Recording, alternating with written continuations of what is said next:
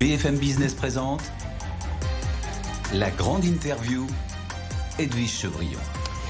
Bonsoir à tous, bienvenue dans la grande interview. Mon invité ce soir, c'est l'ancien ministre Julien Denormandie. Bonsoir Julien Denormandie. Bonsoir. Merci d'être avec nous. Vous avez été ministre de l'Agriculture, du Logement, et aujourd'hui, vous avez quitté la politique pour entrer dans une société à impact, une start-up, même si maintenant vous êtes plus de 180 personnes, mais qui s'appelle Swift et qui essaye d'aider les entreprises. C'est une sorte de plateforme qui gère toutes les données extra-financières et notamment les fameuses données environnementales, et qui, avec l'arrivée de la CSRD et de toutes ces normes qui devraient arriver validées la semaine prochaine, mais que certains disent, type le MEDEF, mais attention, c'est vraiment c'est incompréhensible, ça va nous freiner entre la CSRD et la taxonomie, on va se retrouver on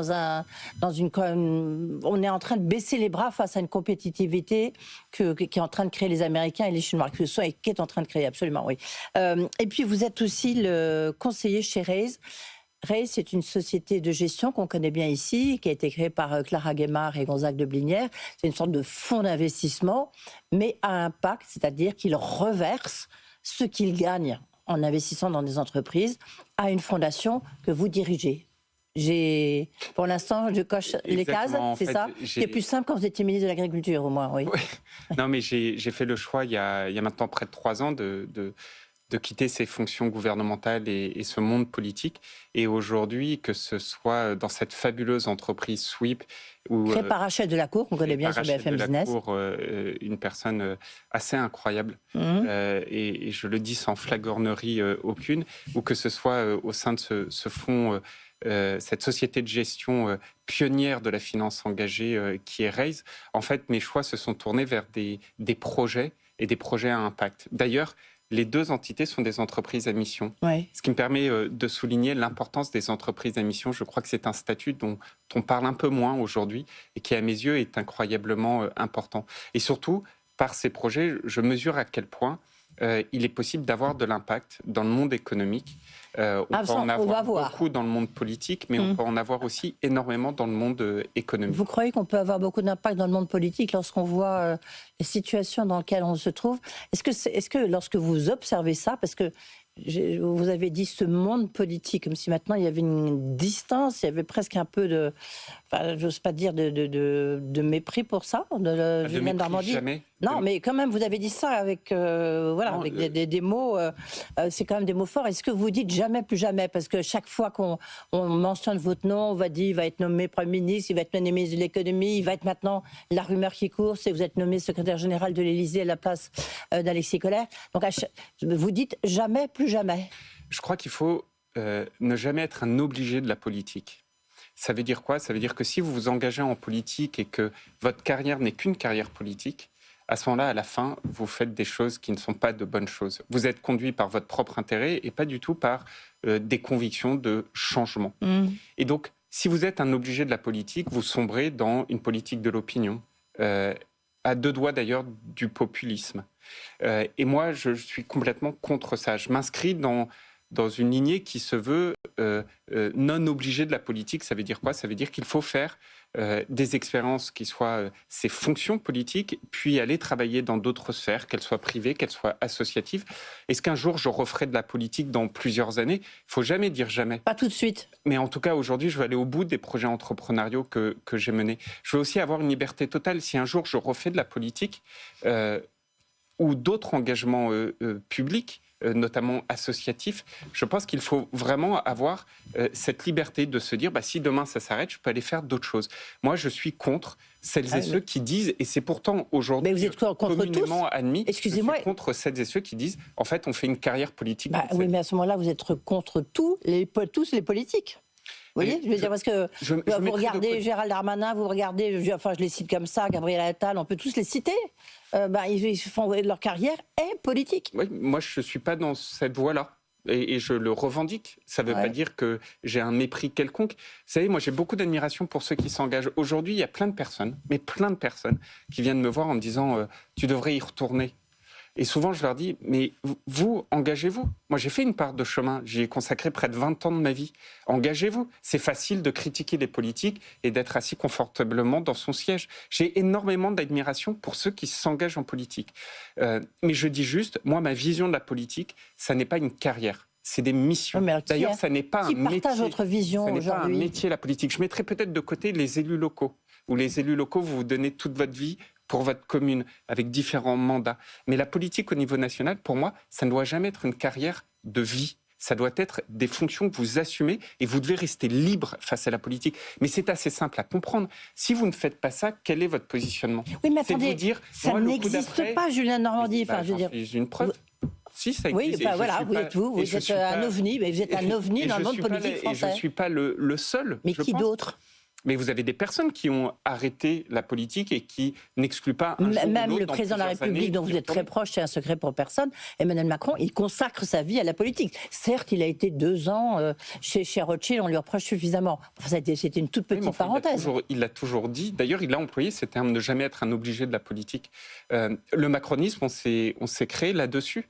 De dire qu'il faut arrêter la professionnalisation de la vie politique pour avoir ses engagements. Mais encore une fois, toute personne normalement constituée comprend ce que je veux dire par là. C'est-à-dire, si jamais vous vous dites « je suis toujours dans le coup d'après, après avoir tel poste de ministre, je veux tel poste de ministre, après celui-là, je veux tel poste ici ou là », mais vous suivez le vent le plus porteur dans les voiles, donc le vent de l'opinion. Donc vous mettez de côté vos convictions pour l'opinion. Oui, mais... Ça, moi, je suis contre. Mais une donc fois que vous êtes contre la politique telle qu'elle est pratiquée par le plus grand nombre partout, et notamment et surtout en France. Mais par le plus grand nombre, pas surtout en France, dans beaucoup d'autres pays. Ah non, il y a une exception, Donald Trump. Oui, enfin, je ne sais pas si c'est... attendez, il était chef d'entreprise, il a été animateur télé, il a été... Mais il y a d'autres exemples en France de parcours très singuliers. Mais encore une fois, Georges Pompidou. Oui, ou même plus récemment, regardez un Jean Castex. Jean Castex. Donc vous avez et puis il y a plein de personnes qui ont été des élus, qui viennent du monde Non mais attendez, Jean Castex, sa nomination à la RATP dépendait de la politique et dépendait de Emmanuel Macron. Hein. Non, c'est un engagé. Enfin, je veux dire, Jean Castex, tout le monde sait que depuis le plus jeune âge, c'est un passionné de tout ce qui roule sur des rails, que ce soit le métro ou que ce soit le ferroviaire. Et donc, il porte ses convictions, il porte ses passions. Mais encore une fois, je pense que je dis ça en ayant un profond respect pour toutes celles et ceux qui s'engagent en politique. Et ceux qui nous écoutent et qui critiquent beaucoup, et je peux comprendre, le monde politique, ce qu'ils appellent les politiciens, etc., etc., moi je leur dis, engagez-vous. Engagez-vous. C'est hyper facile de critiquer. Vous verrez, une fois que vous levez de votre siège et que vous dites « Tiens, je me lance en politique, je vais affronter la difficulté du moment, le bordel ambiant, les invectives, ceci, cela », parfois la folie ambiante, c'est un autre sujet. Donc, engagez-vous. Toute dernière question, parce qu'après, on parlera du bordel, je reprends votre expression, Julien Normandie, bordel européen. Mais comment vous, à ce moment-là, vous analysez, vous décryptez la situation le bordel dans lequel nous sommes aujourd'hui, bordel politique? Parce que vous avez, en plus de ce que je viens de dire, des personnes ou des personnalités qui vivent de ce chaos. L'Assemblée nationale est une assemblée où se déroulent des événements qui choquent n'importe qui. Toutes celles et ceux qui regardent l'Assemblée nationale, aujourd'hui, se disent « mais où est-ce qu'on est ? Où est-ce qu'on est ?» Donc, vous avez en plus certains qui vivent de ce chaos. Le chaos, pardonnez-moi, mais il a quand même été provoqué par Emmanuel Macron avec la dissolution. Non, mais je sais, c'est facile comme réponse. Mais pareil, c'est facile, mais enfin, c'est comme une réalité, non ? Non, vous savez, quand on redonne la parole au peuple, moi, je trouve ça toujours difficile de critiquer une décision qui vise à redonner la parole au peuple. Après, on peut se dire, est-ce que c'était le bon moment ? Fallait-il faire un peu avant, un peu après, etc. On a redonné la parole au peuple. Le peuple est souverain. Le peuple a mis en place cette assemblée. Dans cette assemblée, vous avez des individus qui vivent du chaos. Donc vous avez un chaos au carré. Bon.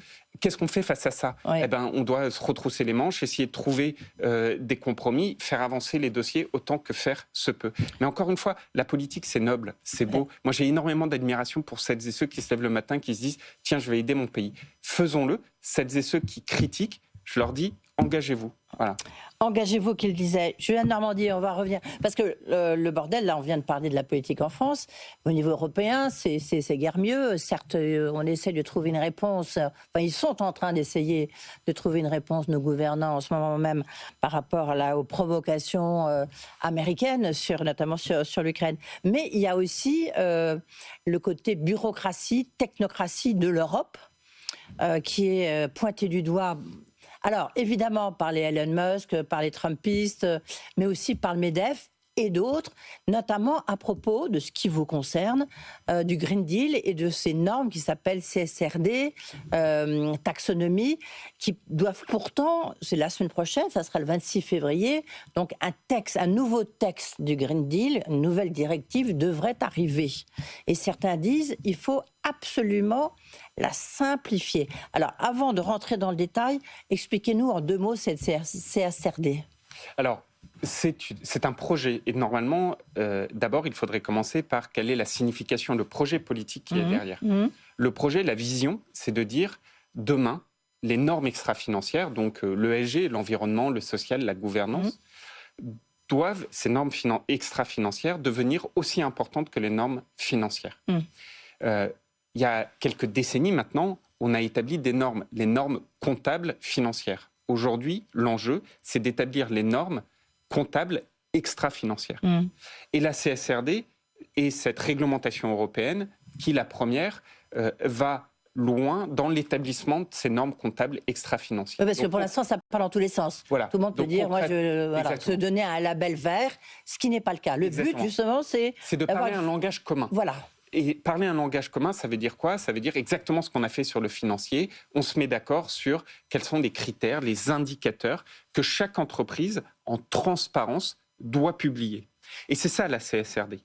Là vient d'ailleurs un premier grief, si je puis dire, ou un premier écueil, c'est-à-dire que la vision politique initiale a complètement été perdue entre le moment où cette réglementation a été inventée et sa mise en œuvre. Ce qui, politiquement, est un vrai problème. Et l'Europe doit apprendre de ses erreurs, c'est-à-dire que quand vous imposez aux entreprises une réglementation sans que la vision, le pourquoi on fait ça, soit compris, soit même explicité, c'est un gros problème. Mais l'enjeu est là.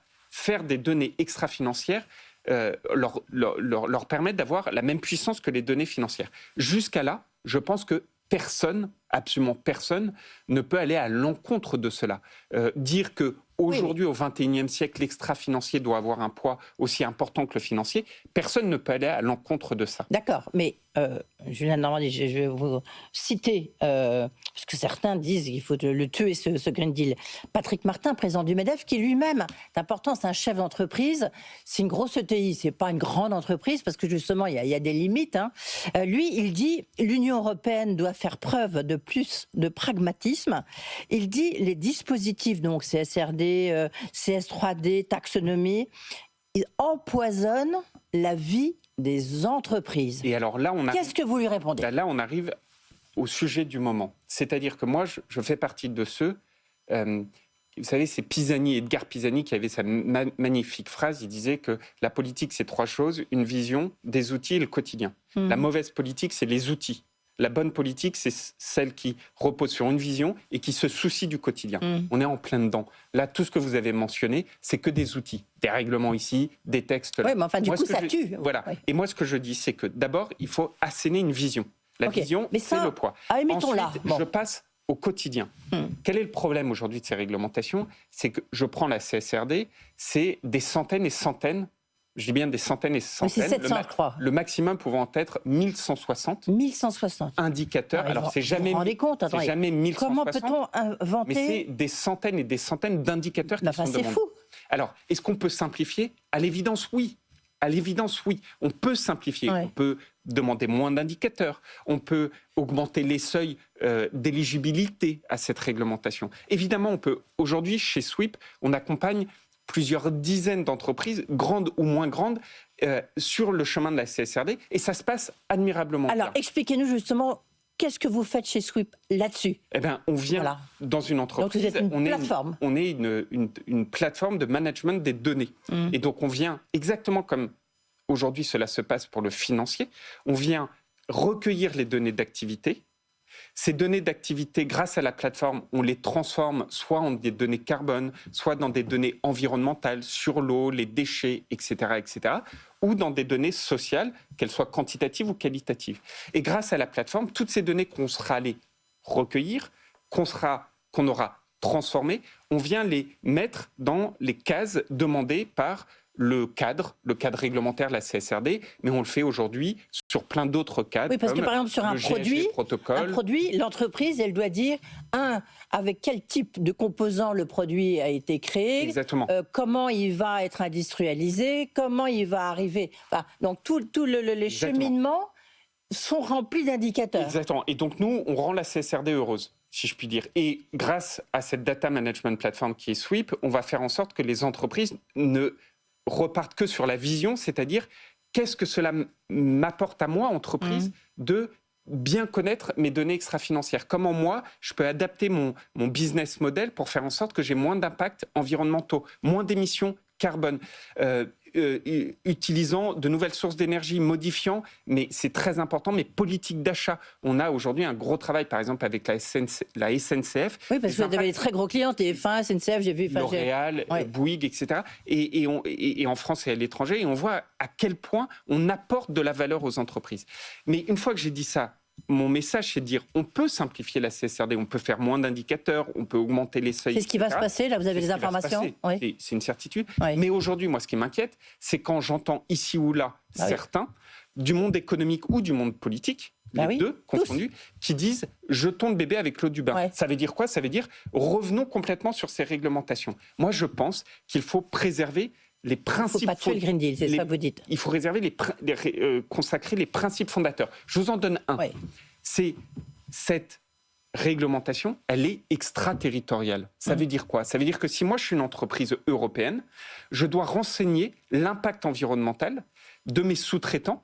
Et donc, ce faisant, qu'est-ce qui se passe? Le sous-traitant qui est localisé en Europe, qui par exemple a une énergie décarbonée, il est mieux noté que mon sous-traitant qui vient des États-Unis d'Amérique, où l'énergie repose sur du gaz de schiste. Ça veut dire quoi aussi? Mon sous-traitant qui est localisé en Europe et qui a un souci sur le droit du travail, il est mieux noté que le sous-traitant qui vient d'Asie du Sud, où il prête beaucoup moins attention au social. Alors, et donc, ce faisant, par cette extraterritorialité, je redonne de la compétitivité à mes entreprises européennes. Oui, et ça, il faut bien l'avoir en tête. Oui, mais c'est toute la difficulté, parce que vous observez, on parlait de Trump tout à l'heure, la guerre commerciale, la concurrence... nous emmène... J'ai cru que vous alliez dire il nous emmerde, pardon. Non, mais il nous emmène dans ce cercle. Oui, mais lui, comme les Chinois, ils sont dans la compétitivité coût. Vous voyez, c'est le moins cher, moins 10 ans, en tous les cas, en termes de prix. Vous, ce que vous voulez, mais ça correspond aussi à ce que vous êtes, Julien de Normandie, mais est-ce que il n'y a pas un côté un peu rêveur, un peu naïf, pardonnez-moi, par rapport à la concurrence mondiale? Moi, ce que je dis, c'est qu'il faut passer d'une compétitivité coût, où c'est toujours le moins cher, mais les théories économiques qui datent du début du 19e siècle, c'est David Ricardo, c'est Adam Smith, et même avant les physiocrates, où c'est toujours le moins cher et on fait nos théories des avantages comparatifs. Moi je dis qu'il faut passer d'une compétitivité coût à une compétitivité valeur. Ça veut dire quoi? Ça veut dire que la part que je fais sur la protection de l'environnement, la protection du social, la gouvernance, doit se retrouver dans le prix final. Une fois que j'ai dit ça, certains, comme vous venez de le dire, disent mais c'est très beau, elle est belle l'affaire, ça n'arrivera jamais. Le seul truc qui compte, c'est la compétitivité des coûts. Nos systèmes économiques sont faits comme ça. Mais surtout, c'est que les Français... Madame Chevrillon, regardez les chiffres encore aujourd'hui sur la désindustrialisation européenne. Aujourd'hui... il y a une étude qui est parue aujourd'hui chez vos confrères, depuis 2020, le taux d'industrialisation, la performance industrielle... il y a 89 usines qui ont été fermées, n'a cessé de diminuer. Qui peut croire, je vais le dire comme ça, qui peut croire que face à des États-Unis d'Amérique qui font le drill, baby, drill again, face à l'Asie qui dit « Ok, on améliore nos normes sociales, mais on a quand même des salaires qui sont bien inférieurs », qui peut croire que demain, l'Europe peut être le vainqueur d'une compétitivité coût? Qui peut croire? Donc moi, j'entends quand on dit c'est un doux rêve de passer de la compétitivité coût à la compétitivité valeur. Cela dit, nous aussi, mais si on ne le fait pas, l'histoire, elle est Attendez, nous, écrite on a plug, devant baby nous. plug, pour reprendre l'expression, là, pour le coup, d'Emmanuel Mais Macron. justement, et Oui. donc, le plug, baby plug, ça veut dire quoi? Ça veut dire que nous, on a de l'énergie décarbonée. Oui. Mais imaginez, aujourd'hui, la part du carbone dans le prix de l'électricité, 0.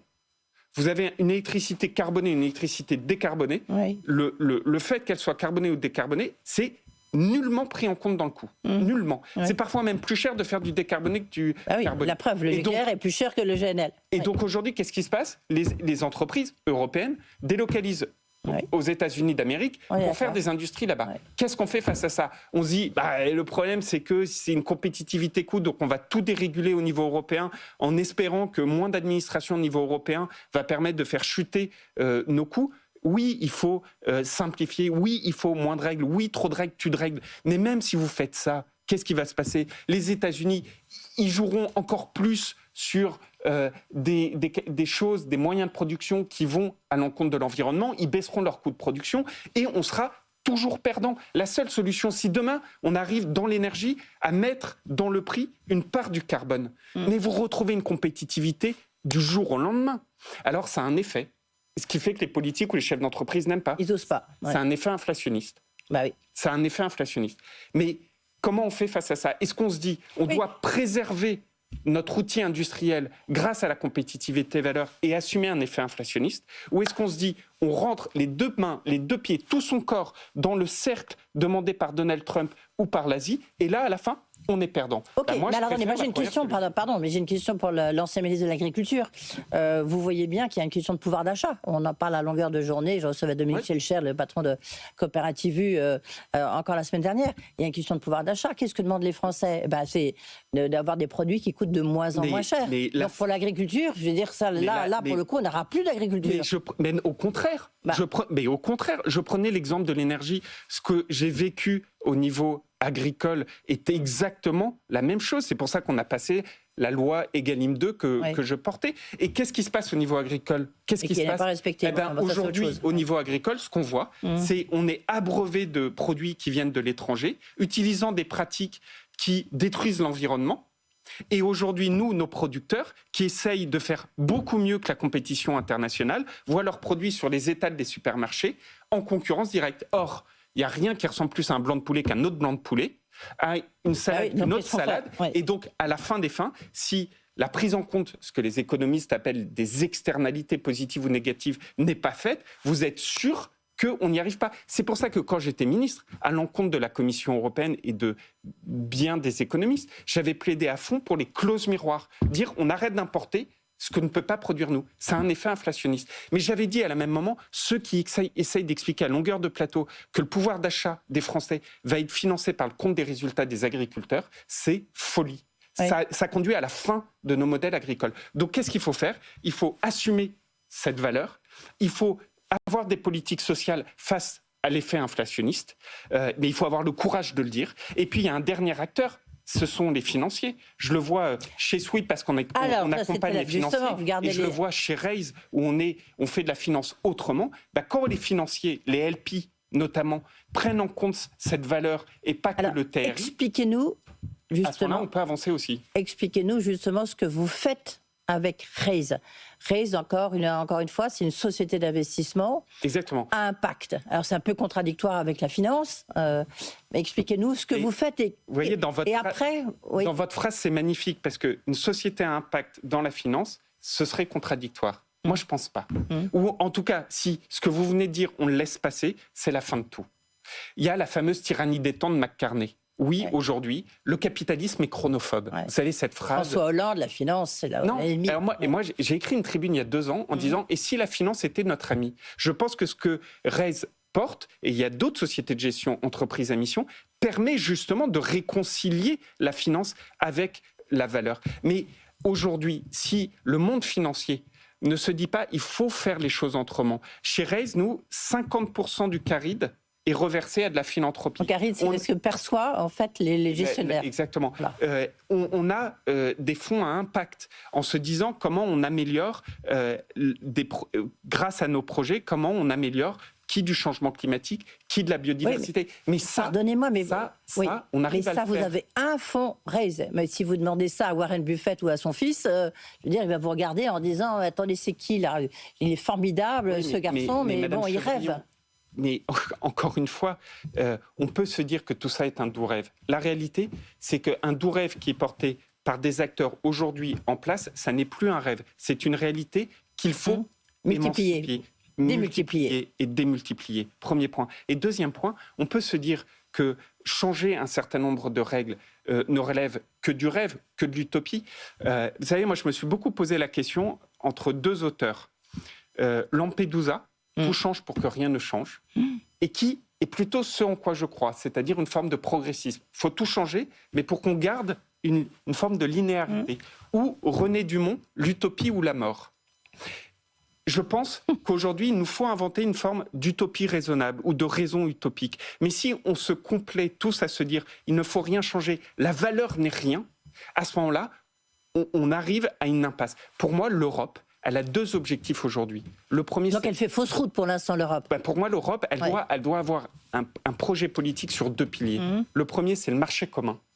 La force de l'Europe, c'est le marché commun. Et le deuxième pilier, c'est cette extraterritorialité environnementale. Pendant des décennies, les Américains nous ont imposé une extraterritorialité financière. Pourquoi diable, aujourd'hui, ne serions-nous pas en capacité, si on fait le marché commun encore plus fort, d'imposer cette extraterritorialité environnementale?